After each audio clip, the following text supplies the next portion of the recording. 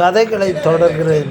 கதைகள் எப்பொழுதுமே நம்மை பக்குவப்படுத்தும். சிறு வயதிலிருந்து கதைகள் கேட்பது அனைவருக்கும் பிடித்த ஒன்றாகத்தான் இருக்குது. எவ்வளோதான் படிச்சிருந்தாலும், எவ்வளோதான் ஒரு நல்ல நிலைமைக்கு போனாலும், சின்ன வயசில் அம்மா கிட்டேயோ இல்லை ஆசிரியர்கள்கிட்டேயோ கேட்ட கதைகள் ரொம்ப ரொம்ப ரொம்ப ரொம்ப ஒரு எம்ப்ரைசிங் மெமரி தான். நல்ல ஸ்வீட் மெமரிஸ். கதைகள் கேட்குறது ரொம்ப ஒரு நல்ல விஷயம். இதிகாசமும் கேட்கலாம், கற்பனை கதைகளும் கேட்கலாம். ஆனால் இப்போ ஒரு விஷயம் போயிட்டுருக்கு.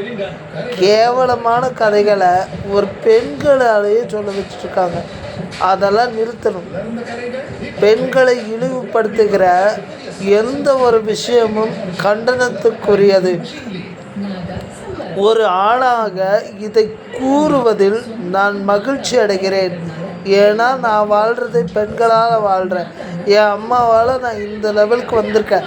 இன்றைக்கி ஒரு இடத்துல வேலை பார்க்குறேன், யூடியூப் சேனல் நடத்துகிறேன், 1க்கு 2 சேனல் நடத்திட்டுருக்கேன், சக்ஸஸ்ஃபுல்லாக போயிட்டுருக்கேன்.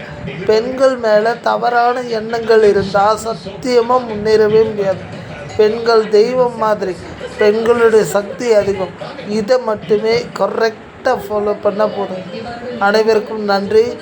இந்த மாதிரி விஷயங்களை நிறைய ஷேர் பண்ணணும் உங்கள்கிட்ட. என் வீடியோஸை அடிக்கடி பாருங்கள். நான் ஏதாவது தப்பு பண்ணால் எனக்கு கமெண்ட்ஸ் அதிகமாக கொடுங்க.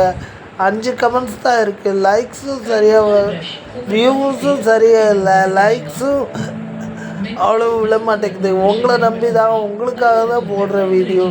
அதுக்கு கொஞ்சம் ரெஸ்பாண்ட் பண்ணிங்கன்னா I feel very happy for you. But subscription அது உங்களோட விருப்பம். நீங்கள் அதை பண்ணுங்கள், பண்ணாமல் இருங்க. அது உங்கள் விருப்பம். நன்றி. அனைவருக்கும் நன்றி.